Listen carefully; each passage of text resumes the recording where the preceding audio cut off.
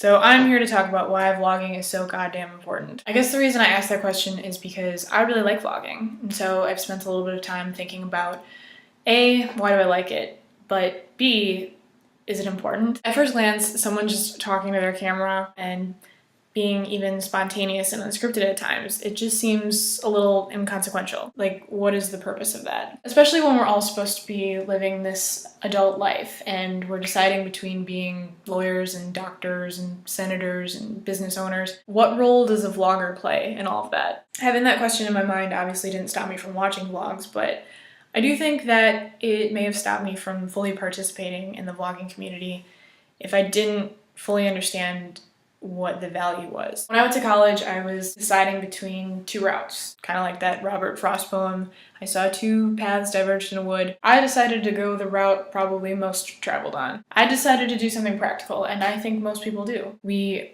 have laws, and so we need lawyers. We have doctors because we need to be healthy and stay alive. We have teachers because we don't want to be stupid. It's easy to see why a lot of traditional and practical professions are important, because they are. But that doesn't negate the fact that art in all of its forms is important too. The world is this machine, and it's constantly turning and growing and producing, but it needs fuel to keep going. What's the purpose of having laws if they don't protect and value the individual?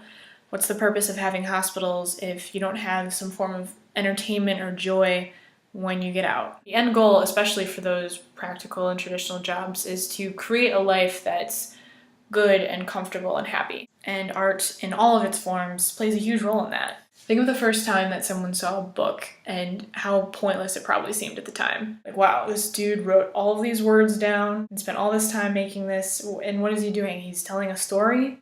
What does that have to do with food, clothing, or shelter? You did this just to be entertained? Back then, a book probably didn't seem like that important of a contribution, but here we are today, and so many lives and even histories have been shaped by books. I've seen those National Geographic shows where they do archaeological digs and they find ruins from thousands of years ago, and they find that people invented and played games, even though there wasn't really any practical purpose for that. Back when people were still living in caves, all they had were some charcoal and plants to draw pictures, and they did it. Art really narrates a time period in an era and almost defines and shapes who we are. YouTube is this new art form. The internet has played a huge role in our lives lately, and it's only fitting that people are able to have jobs and share experiences and make connections via the internet. As time progresses, we still have these traditions and institutions and these expected ways of living. A lot of people feel kind of trapped by that, and they want to break out of it. There will always be more distance to cover and more barriers to break through so that everyone feels valued and has a place. But where we are now compared to where we were decades ago, hundreds of years ago, we've broken through so many political,